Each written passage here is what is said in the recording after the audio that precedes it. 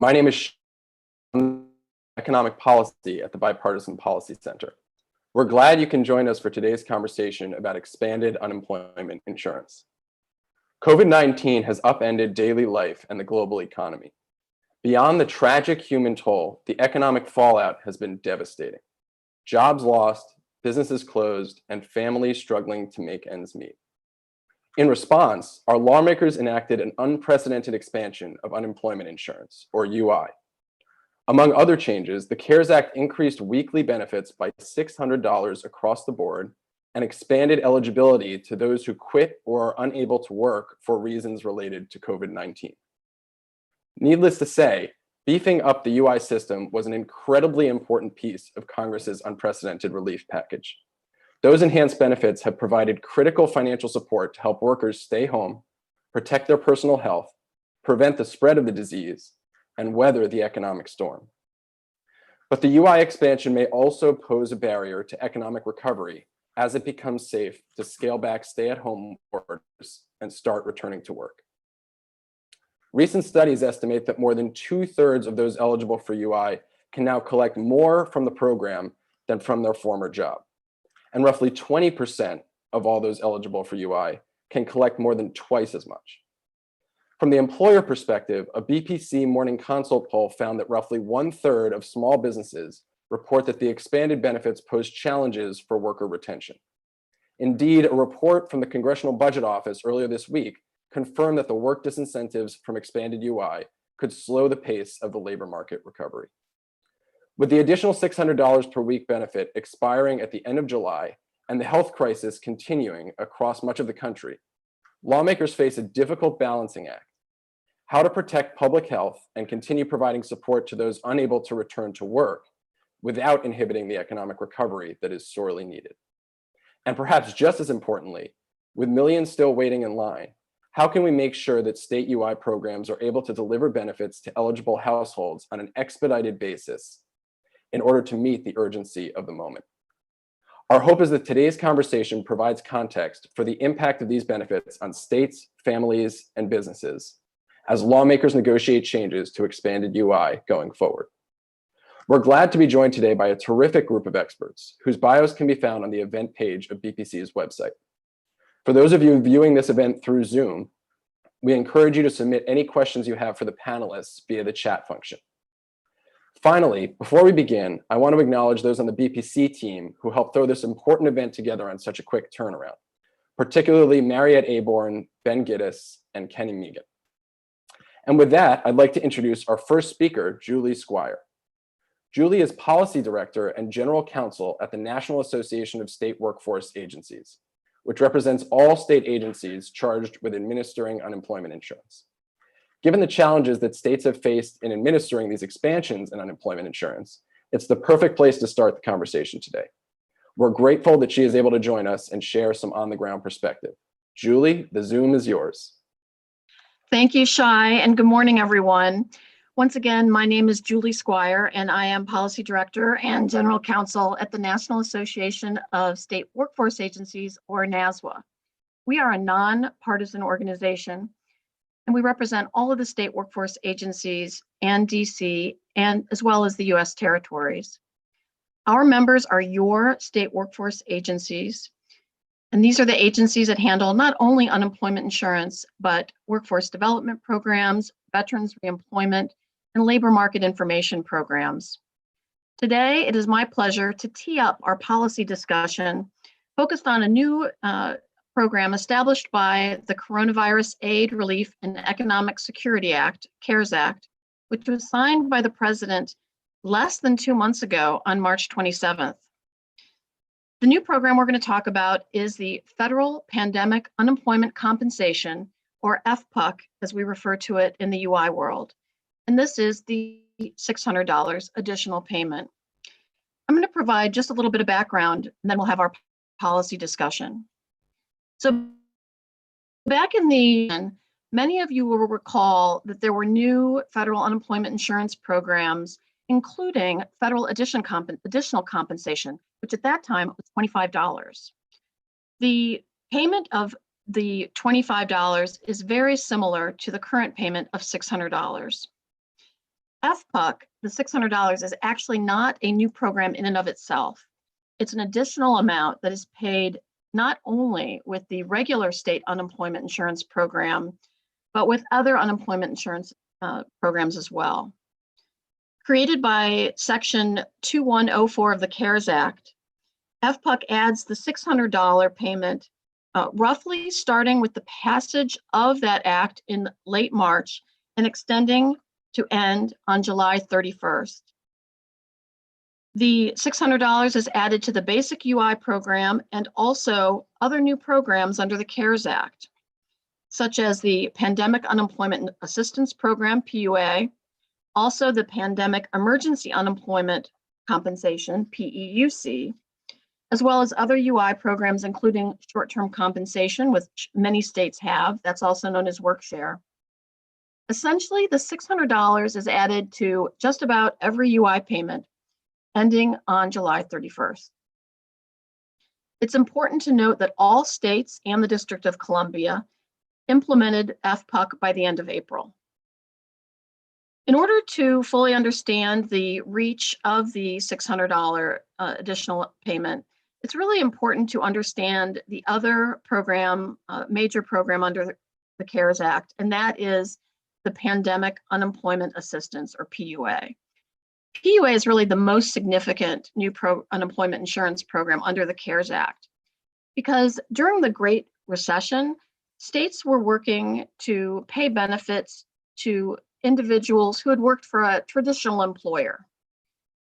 PUA, or Pandemic Unemployment Compensation, gives state workforce agencies the challenge of not only paying regular UI benefits, as they have been, but PUA is a new program which pays self-employed individuals, and that has never been done on a statewide basis across the country before.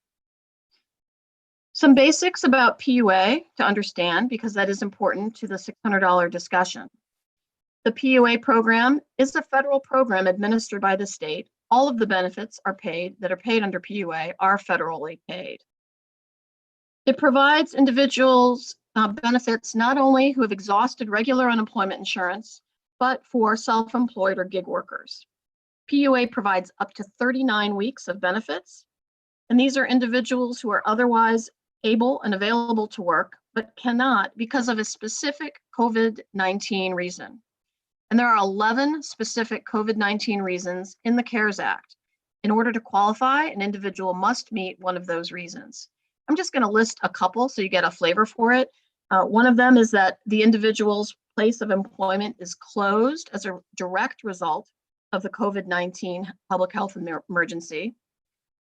Another major reason that someone might be eligible is that they have a child or other person in the household for which the individual has primary caregiving responsibility, and that person is unable to attend school or another facility that is closed because of COVID-19. And another reason is that if the individual themselves has COVID-19, has been diagnosed or is seeking a diagnosis, or a member of the individual's household has been diagnosed with COVID-19. The benefit amount for PUA is at least a minimum, which is 50% of the state's average normal benefit amount, plus the $600 a week. Individuals are eligible for that minimum, but they can receive an increased benefit if they have proof of earnings. Our information as of today that all states and the District of Columbia are processing PUA claims. But before turning it over to our panel, I want to just mention a few resources that we have at our website at naswa.org. We have information on what states are doing, as well as federal resources for unemployment insurance during COVID-19. For state workforce agencies, we have additional member services, such as information so that states can share promising practices and policies during this busy time. We're currently holding weekly meetings with our state workforce agency administrators, unemployment insurance directors, and workforce attorneys as they work through implementation of the CARES Act. We're also working with Congress and the U.S. Department of Labor to clarify and work through challenges. I would like to thank the Bipartisan Policy Center for asking me to participate today. And now I'm going to turn it back over to Shai, who is going to introduce our panel. Thank you.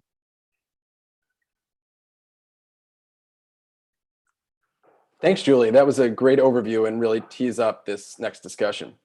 So our panel is going to focus on the implications of these expansions to UI for the COVID-19 crisis, the labor market, and economic growth. Moderating that discussion is going to be Eric Morath, a labor economics and policy reporter at the Wall Street Journal. If you follow these issues closely, you've probably read some of Eric's thorough coverage over the past several months. Eric, take it away. Yes, thank you so much, and thank you for having me here. I'd like to introduce our panel of experts. It's really an all-star cast. We have Evan Armstrong, Vice President of Workforce Policy at the Retail Industry Leaders Association. We have David Cooper, Senior Economic Analyst and Deputy Director of EARN at the Economic Policy Institute.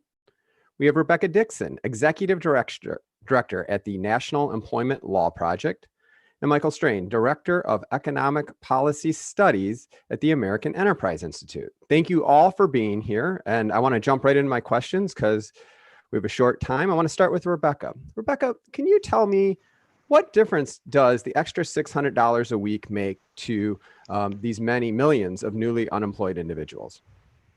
Sure, Eric. So when workers lose jobs, it's not just their basic needs that they need to meet, such as housing and food. They also still need to provide their families with health care. And so they may lose health insurance when they lose a job. That might mean extra costs for prescriptions and health care, which is super important in this health crisis. UI was designed for this situation, but benefit levels haven't really kept pace over time. And so most states don't replace around half of the wage up to a cap, and the cap is usually 2/3 of the average wage in the state. So what does that mean in practice? It means that the average wage in the US is around $970 per week, and the average UI benefit is only $370 per week. And so you can see how the $600 fills in a big gap that helps mitigate economic hardship for millions of families, workers and their families. Thank you. And wanted to ask Evan, a new University of Chicago study found that about 2/3 of individuals who are eligible to receive unemployment benefits are actually able to receive more than their lost earnings. does that pose a specific challenge to retailers and other businesses, especially now as many states are taking steps to reopen? Yeah, it certainly does. And I think the study really reinforced what we were hearing anecdotally from our members. So we have had members that have remained open over the last 3 months, and they've had a difficult time hiring new people for that reason. And then now our retailers who are opening up in states where they're phasing in openings are having those difficult and tense conversations with furloughed employees who may make more on the unemployment insurance system. So it's certainly causing a challenge. And I know that governors from states, both red and blue, are emphasizing that furloughed workers who receive a job offer back need to go. But states are not enforcing that uniformly. And I think it puts employers, especially our members, in a tough position. Thank you. David, I wanted you to respond to that a bit, but also talk about, from an economic standpoint, does low and middle income workers receiving more benefits than they did at their jobs, does that help or hurt the economy? Yeah, so this University of Chicago study is really interesting. Think about what Rebecca was saying earlier, that the average UI benefit was $370 a week. If you add 600 to that, you get to the average weekly earnings in this country, $970. That's why Congress chose $600 when they were designing this program, was let's try and get to the average wage. Well, if 2/3 of workers are now earning more on UI than they were at the job, what that means is that 2/3 of workers were making below average wages in this country. And as Shai pointed out earlier, if 20% of workers are earning double what they were earning on the job, what that implies is that 20% of workers are earning less than half of the average wage of this country. So there's a lot of workers that are earning very low wages. And I think we should be very careful about assuming people's motivations as to why they may not want to be returning to a job, especially over the last couple of months. This is a deadly virus that is killing lots of people, and it is disproportionately killing people of color. Now, people of color are disproportionately represented among low-wage jobs that can't be done remotely. So I would caution everyone to tread very carefully before insinuating that it's bad incentives and not workers' legitimate concerns about their health and the health of their families that is motivating them to want to remain away from work. So you mentioned the macroeconomic benefits. I mean, from a macro standpoint, giving money to low and middle income households is one of the best things that government can do to encourage a speedy recovery, period. It's not the only thing we need to do, but in terms of bang for buck, giving money to low and middle income households is a great stimulus, because these are households that are highly likely to go out and spend every additional dollar that they earn. So if you do have some households that have slightly more resources now than they would have had under normal circumstances, that's a good thing, because it's essentially a stimulus program that we already have in place. I mean, to borrow a phrase from the last recovery, it's like a shovel-ready project that's already been fully funded. The money's already out there. People have these dollars that they can go out and spend as soon as it is safe for them to go out and resume normal economic activity. But the one thing I would caution is that, even after lockdowns are fully lifted, it could be a long time before the labor market is back to a point where everyone who has lost a job can find one. And it is far better from a macro standpoint, and I would argue from a moral standpoint as well, to err on the side of having given folks a little extra cushion in advance of those conditions than to be too stingy or to cut off benefits too soon. Thanks, David. Michael, I want to hear your response, but also hear about what are the longer run implications of having workers perhaps incentivized to stay out of the workforce for a number of months? I mean, I think the longer run incentives are very bad, and I think it's important as it did. Think about this in kind of two different ways, right? One question is this doing a lot of damage right now? $600 is certainly more generous than I would have done. I don't think it makes sense to give 2/3 of workers a greater income under UI than they would be receiving in the job that they were working in on say February 1st before all the lockdown orders happened. It may be that, arithmetically it is the case that the reason so many workers have received a raise is because the income distribution is wide. I don't think that really matters one way or the other. I mean, I think the goal of trying to make workers whole or trying to make workers close to whole during the shutdown by expanding UI was a good goal. It was the right goal. I think Congress didn't achieve that goal. They ended up giving 2/3 of workers a raise, which is not prudent. And the underlying reasons for that really don't justify it. But I don't think it does all that much harm. I mean, it adds to the deficit. It adds to the national debt. That's something we should take seriously. But in this context, it's not high on my list of concerns that are facing the economy. That situation changes quite a bit when we start to reopen and when we need the unemployment rate to come down. Then we really do want people going back to work. A very large share of workers who are receiving these benefits will likely go back to their former employer.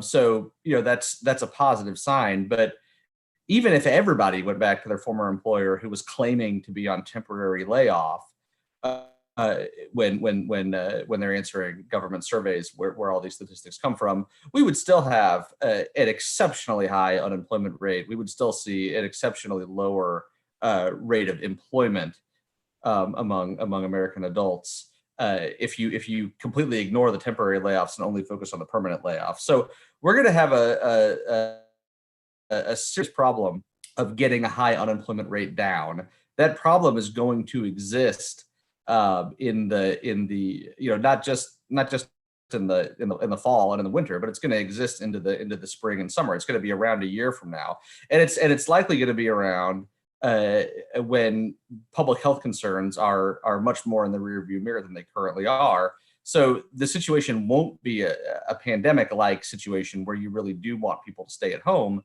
The situation will be more of a typical recession where we have an 8 or 9 or 10 or 12% unemployment rate that we just need to get down. In that case, having workers have full wage replacement or more than full wage replacement from the UI system is a terrible idea. It's bad for those workers. It hurts their long run outcomes. It's bad for the long run health and the long run health of the economy. It's bad for longer term prosperity. So it's a serious challenge facing policymakers to figure out what to do about this and how to reduce the generosity of those benefits. The really difficult question is when do you do that? I don't think you want to do it and you don't want to do it last month and you don't want to do it this month. Again, because the public health concerns are still very, very valid. So, one hard question is when do you do it? And another hard question is how do you do it? Those questions have answers, but that's what Congress needs to be working on. Thanks, Michael. I wanted to turn to you, Rebecca, and have a two-part question for you. First, do you think low-wage workers prefer to receive these benefits through July, or would they prefer to return to their jobs if that option was available? And then secondly, if the unemployment rate is around 15% in July, as the CBO projected this week that it would be, should those benefits, that $600 a week, should that be extended? So I'm glad you asked that question, Eric. UI, even with a boost in the benefit amount, can't really replace everything that work provides for workers. We all know that our jobs provide a lot more than money. They can help contribute to a sense of connection and meaning. And also there's a sense of long-term stability that you have with a job that you don't have with unemployment benefits. Jobs also may provide retirement benefits, healthcare. And so being able to return to work is, I think, what the preference would be. I think, building on what David said, being able to return to a safe workplace is going to be essential.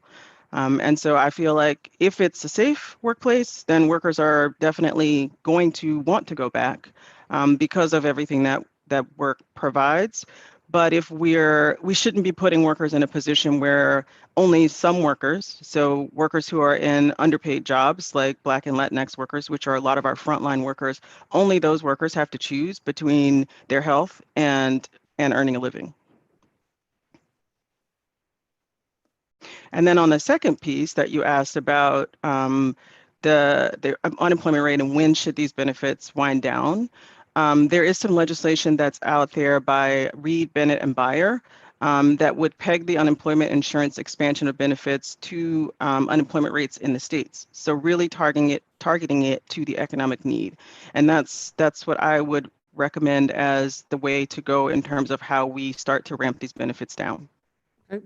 Thank you. And on that point, Evan, I want to hear what message retailers and businesses are sending to Congress, as clearly they're debating these programs going forward. Yeah, thank you. So about a month ago, after the CARES Act was adopted and started to be implemented, we started hearing some of these concerns from our members.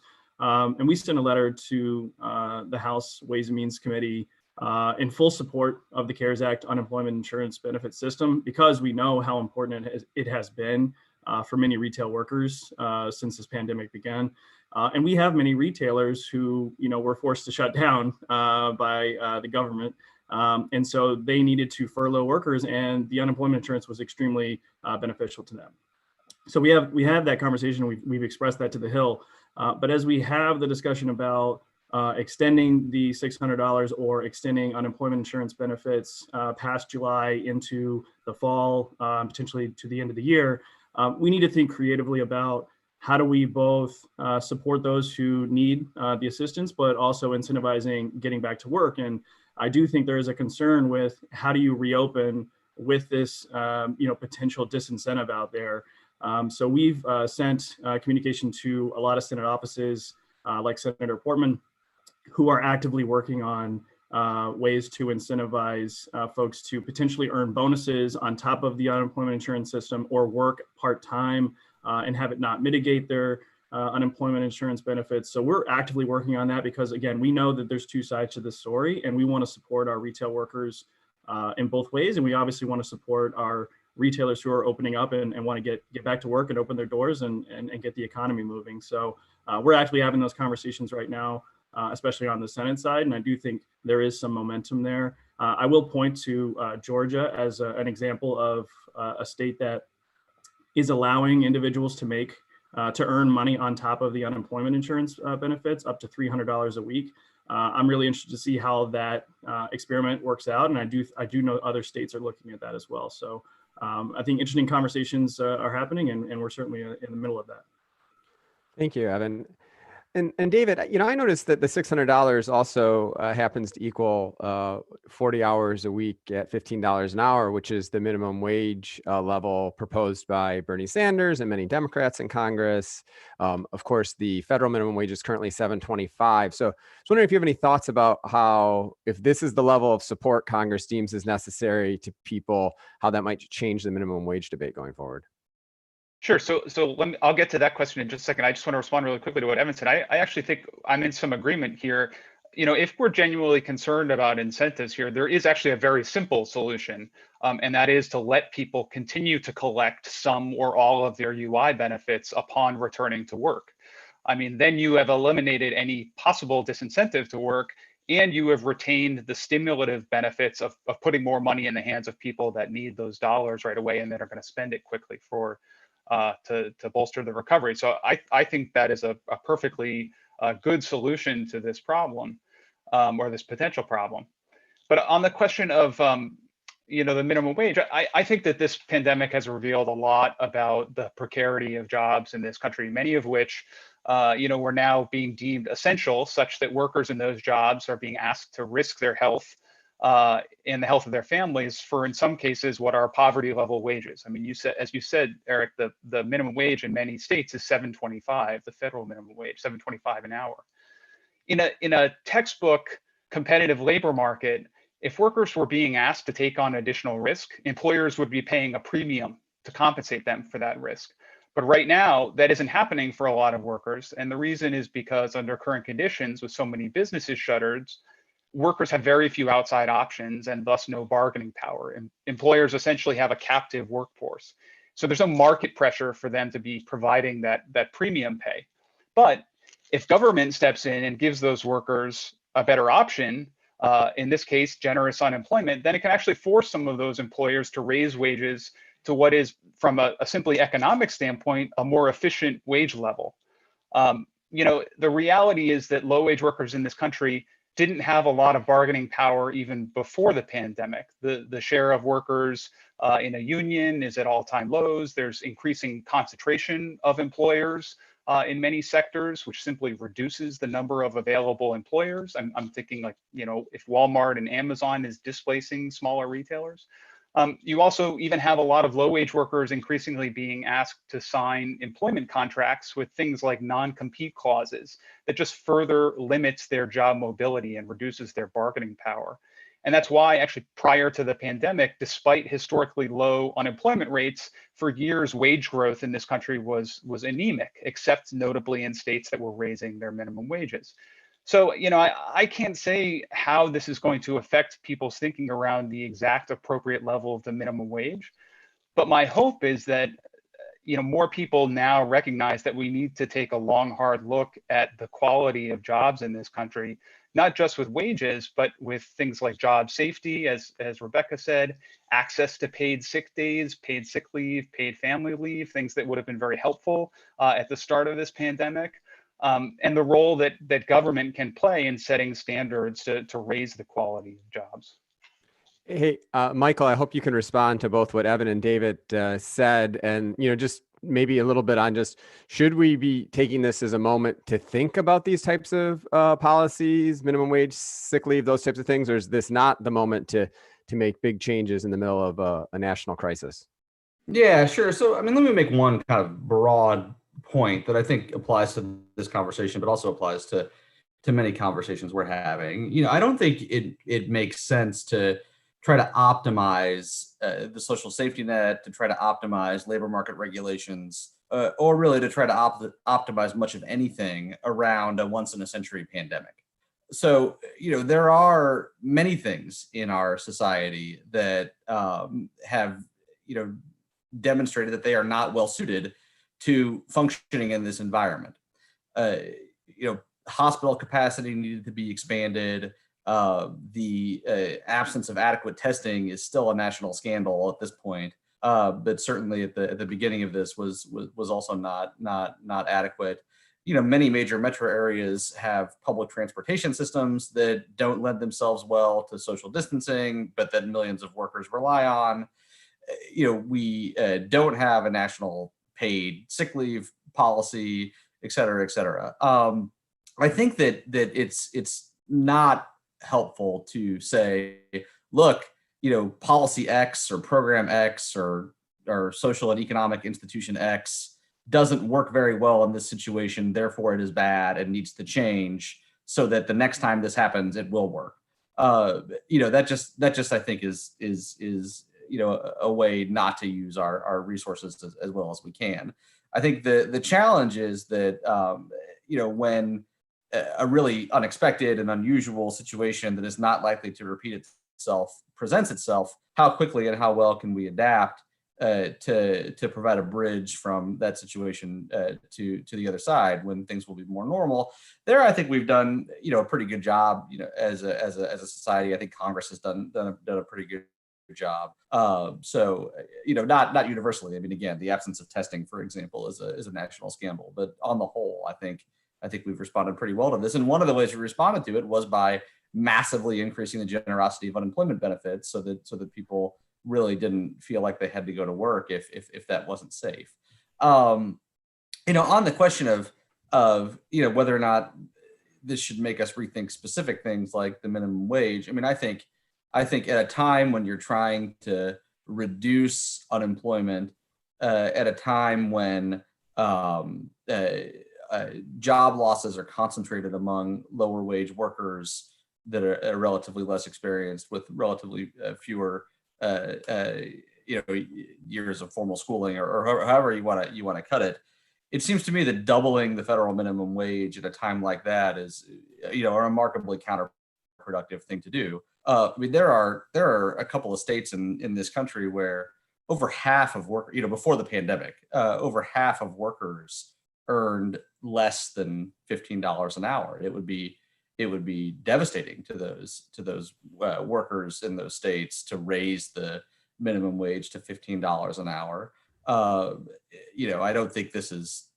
I think this is a consensus view. I think the Congressional Budget Office has concluded that minimum wage increases of that level would result in significant job losses, and it just defies common sense to suggest that wouldn't happen.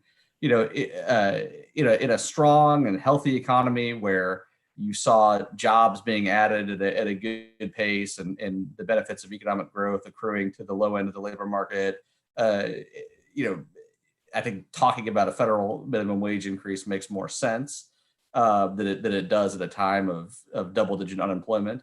Even then, I think it would be really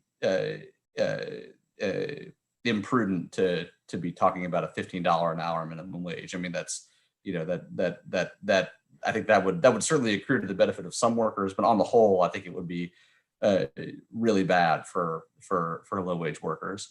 I think on the question of the incentives in this particular case, there seems to be some agreement that one possible way out of this is to allow workers to continue keeping some of their unemployment benefit after they go back to work.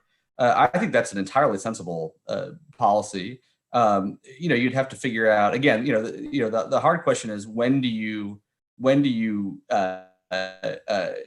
stop that, right? When do you say, okay, as of this date, we're going to reduce the unemployment benefit for people who are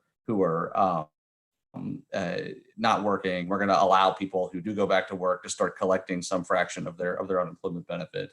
And I think we'll see how reopening goes, and maybe sometime this summer is a good time to do that. I think you want to get the incentives right. So you want it to be a better deal for people who go back to work than for people who remain unemployed. That way, it actually encourages people to go back to work and isn't neutral along that dimension. And I think you want to probably structure it as some sort of a bonus to really incentivize people to go back to work. And you want to do that while significantly reducing the $600 for people who remain unemployed. So you want to structure it right. You want to get the incentives right. But the basic idea of taking some of that appropriation and converting it into a kind of reemployment bonus that actually encourages people to go back to work rather than encourages them to remain unemployed, I think is a very sound idea worth exploring. Hey, I'm not sure this will work on a Zoom setup, but when I do these types of moderations in person, I like to do like a little quick lightning round before we turn to the audience for questions. So I'd like to try that and start with Rebecca and go around the panel. Just a real quick answer to the next couple of questions. Starting with, this technology at the states, many states were operating under older systems, and that led to slow processing and still people waiting for their money in unemployment benefits. Do you think, and starting with Rebecca, is now the time to consider a federal system like Social Security insurance, where the federal government is in charge of paying unemployment benefits rather than the state? My answer to that is no. I think the federal government needs to invest more heavily in administrative costs for the states so that they can actually update their computer systems. We know that more than half of these systems were created before there was an internet, and we wouldn't put up with any kind of thing like that in the private sector or anyone that we interface with in our private relationships. And so it just needs to be shored up. I don't think it needs to be federalized. All right, thank you. Evan. Yeah, I would agree that probably needed upgrades at the states are a step we should take ahead of the next recession that will happen in the future. We've heard, from our members that there are people who are furloughed. It took them forever to get benefits. We've also heard that one reason the $600 uniform payment was made was because the states didn't have the capacity to more customize payments because they just didn't have the programs. So I do think that those investments would help in the future. Do you agree, David? Could the federal government do better making those investments, or is it best to leave it in the state and territorial hands? I think a good model of federal, the way federal policy can be designed is to set a floor and let states do better, should they choose to. So I think Rebecca is absolutely right that the federal government should be giving more to states to administer their programs, but it should also be setting standards for what state programs have to do. They have to, certain mechanisms of accessibility, certain minimum benefits that need to be set, and then let states improve upon those mechanisms or make those benefits, better or more generous should they choose to. And Michael, what do you think? I mean, I think it's a scandal how unable state UI systems are to, process anything more complicated than a top line increase for all workers. How they're unable to absorb the demand that they've seen. I mean, again, I think we want to avoid saying, okay, well, they couldn't handle an influx of 40 million claims in a 7-week period, and therefore, that's some sort of planning problem. But the absence of flexibility, the absence of any ability to address that shortcoming quickly, I think has been really problematic. So I think one opportunity for the federal government to put some hands in the money of the states to encourage economic activity going forward in the near future would be to just upgrade these, and you don't want to upgrade them, again, optimizing around a situation like this, but you want to upgrade them optimizing around a situation we're likely to confront in the future, which would be a situation where we would want to change benefit formulas for some workers but not for others, and do things of that nature. And so some sort of federal payment to the states for that purpose, I think, seems very sensible. My next quick answer question. We saw the Labor Department recently issue some guidance about stronger enforcement of fraudulent claims. We've seen kind of differing views from state governors, some urging workers to go back and as fast as possible. Others, including in Kentucky and Virginia, saying if you think you're eligible, just if you think so, you should apply, try to get that benefit. So is now the time, now being May, June, July, is this the time to step up enforcement of, potential fraud? Rebecca? Eric, I would argue that there are already stepped up enforcements around fraud that were put in place during the last recession. And one of the outputs of that is the delay that we're seeing in benefits processing now. So at every turn in the system, the benefit systems, there's a hold that's built in that's to prevent overpayments. So we're already operating under a system that is set up to detect fraud, and not just on a small scale, but also on a massive scale as well. What do you think, Evan? Yeah, I'm not as familiar with the level of enforcement that was already in place, but I can say a difficulty for our members across the states is the lack of uniformity in the states enforcing their own guidelines. Like you said, there are states that are differing in that approach. And so employers operating in multiple states across the country, it has been a headache for them. David? Yeah, we're all in agreement that state UI systems weren't up to the task when this all happened. But I think what wasn't being said, which needs to be said explicitly, is that in many cases, this was an intentional disinvestment in state systems. There were, state budgets being cut left and right that were eliminating, the funding that was going to these programs. And part of that in many states was also incorporating this presumption of guilt into the UI application system, because lawmakers in those states wanted to shrink the number of applications, to shrink eligibility, so that they didn't have to pay as much and they could cut taxes on businesses. So, I actually agree with Rebecca completely that in many cases there is too much of this presumption of guilt. And NELP, Rebecca's organization, actually has a fantastic report that talks about this with some really shocking and infuriating examples. I mean, the one that I remember that sticks out in my mind, Michigan in the previous administration had instituted this anti-fraud algorithm into their system that falsely tagged 93% of applications at one point as fraudulent, And those people were people who were already collecting benefits. They then billed those folks not only to recoup the benefits that they were paid, but actually assessed fines on top of them inappropriately. So I think there's far too much focus on cracking down on fraud right now. What we should be focusing on is getting benefits out quickly, and we can always go back later and recoup any things that were fraudulent. What do you think, Michael?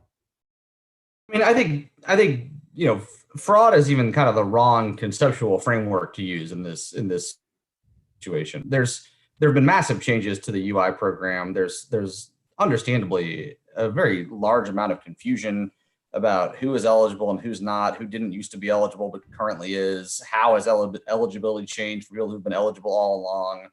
Different states have always had different rules, but right now, state rules are very different from state to state. People are still consuming national news, so I think we should proceed with the presumption that people are confused and that there may be improper payments being issued, rather than the presumption that people are intentionally committing fraud to receive benefits. Of course, people are. I mean, some people are intentionally committing fraud to receive benefits. I mean, that's definitely happening as it always does, and that's bad, and we should be not complacent about that. But surely it's the case that to a first approximation, the real problem here are improper payments and confusion, not people who are intentionally trying to defraud the system. So I think that's that should color the way that we prioritize this and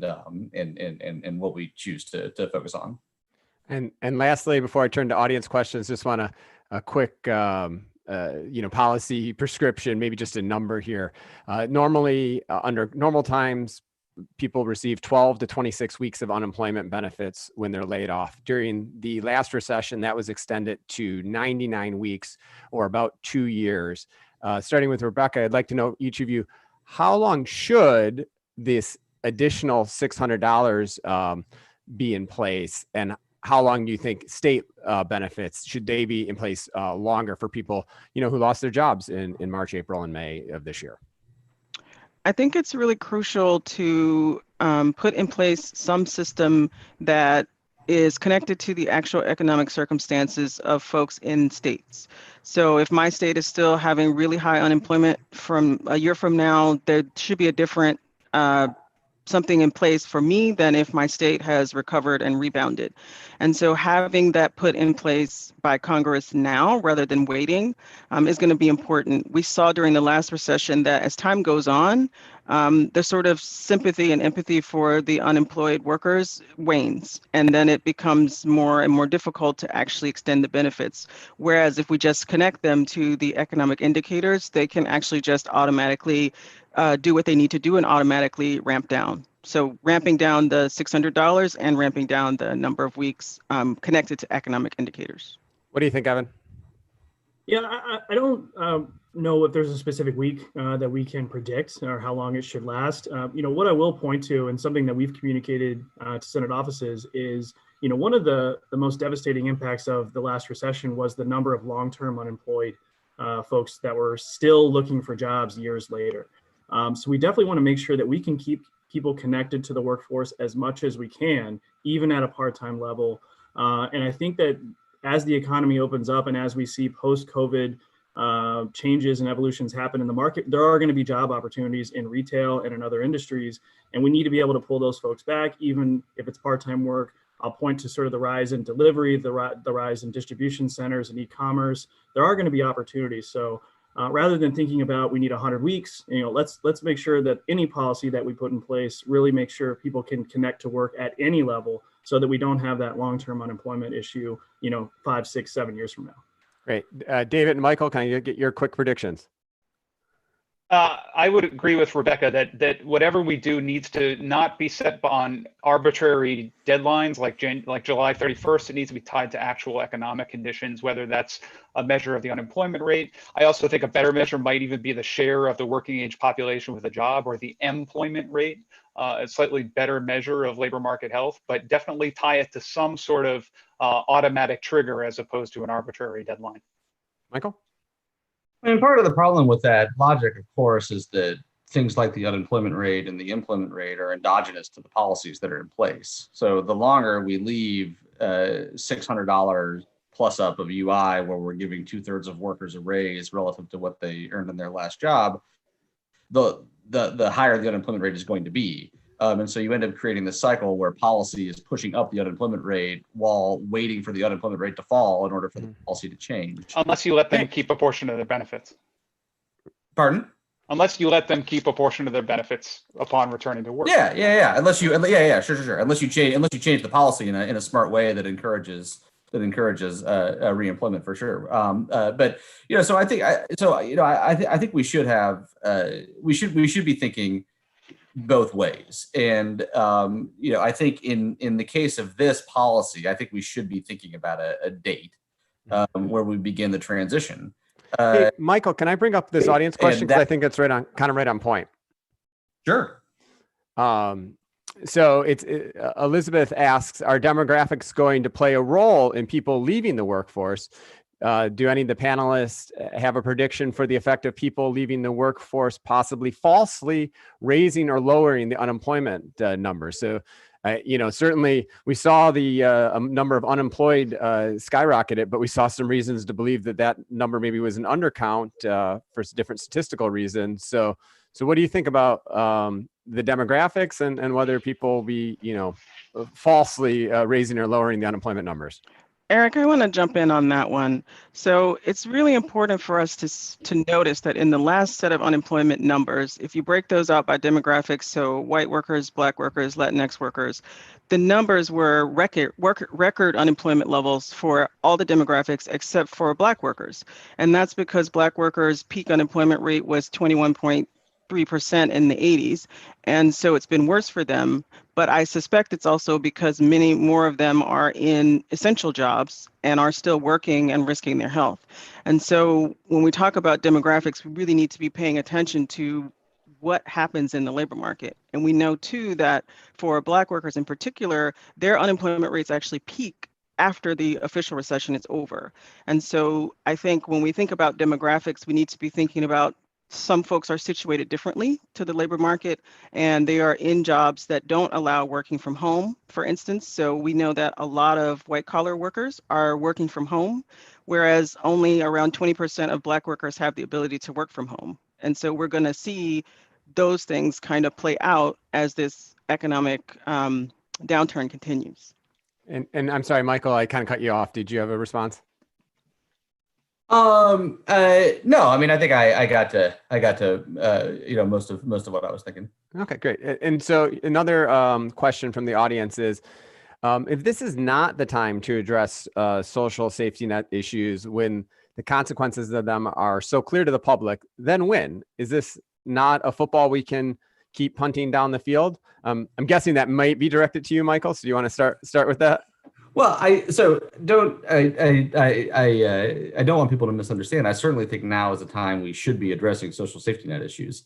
I don't think we should be refashioning our social safety net or really anything else around a once in a century pandemic, right? So, for example, our subway system in New York and the metro system here in Washington, work very well at getting millions of people to work. They don't work well at a pandemic at getting people to work.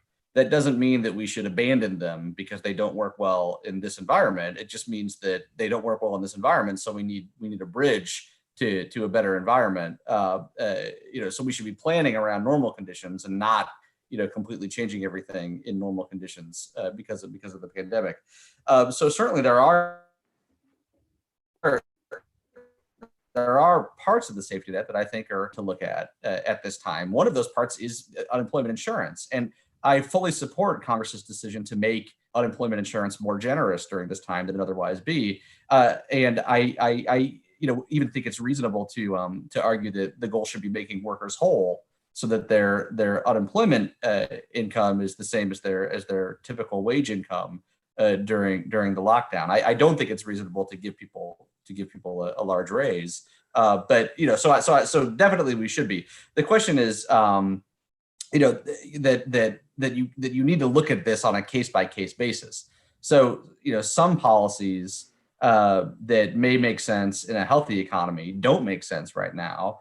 And some policies that make sense right now don't make sense in a healthy economy. So I wouldn't be redesigning the foundations of the safety net, but I certainly think making temporary changes to the safety net is absolutely what should be done. And did you have a quick response, David? Or I'm sorry, I- Rebecca? I Either? would actually disagree with that. I think the moment is now. The gaps are startling, and we can see them, and we need to do something about them. For example, in the unemployment program, some states' benefits on the maximum are as low as $235 a week. Who's going to be able to take care of their family on $235 a week? So there are ways in which these programs have not been modernized. UI was created in the 1930s for a male workforce that worked 40 hours a week, and that's not the way the workforce is now. So absolutely now is the time to modernize it, and some states have, and so the rest of them need to join them. Let me bring up this question. I think it's a good one. Should UI benefits be tied to some sort of training? So if you get the extra $600 a week, should you, while sheltering in place, be required to improve your skills? Do you have a thought, David?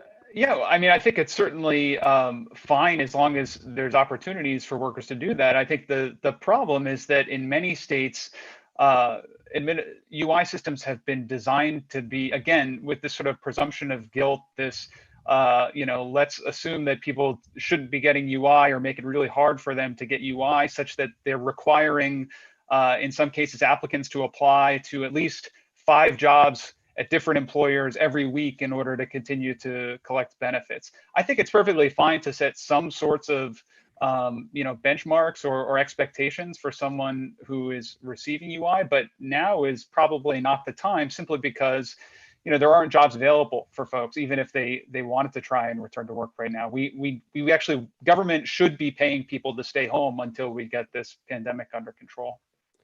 And I wanted to ask, I got several questions sort of asking, what's going to happen.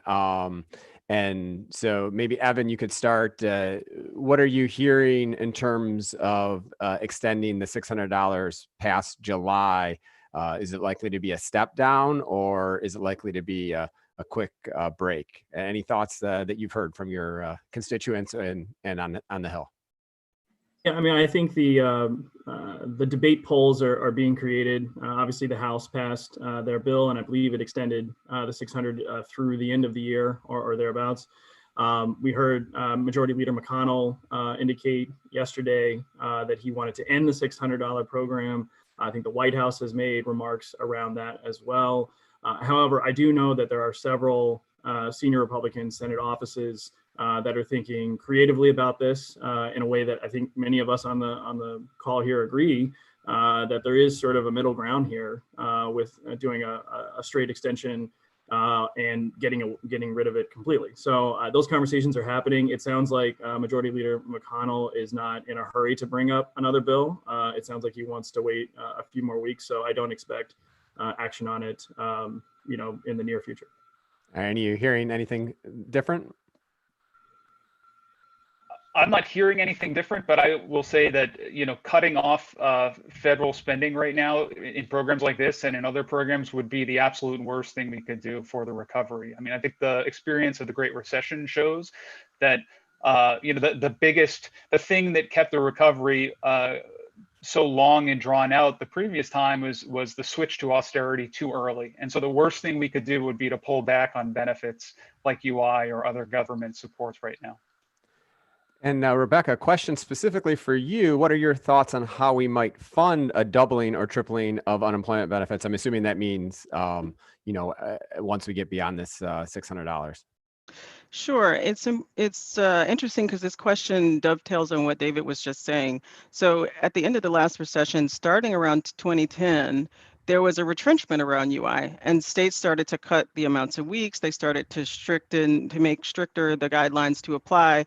And so we went into this recession with a program that was not very easy to access and with lower weeks provided and things of that nature. And that was done in reaction to states' trust funds. So the trust funds that they use to pay UI benefits being in the negative, and they having to borrow from the federal government to pay the benefits and then having to pay those benefits back. And the big problem is that states don't collect enough taxes when times are good, so that they are building up a big trust fund that can withstand a recession. And so states actually need to, there's ways in which the federal government could encourage and set standards around collecting more taxes.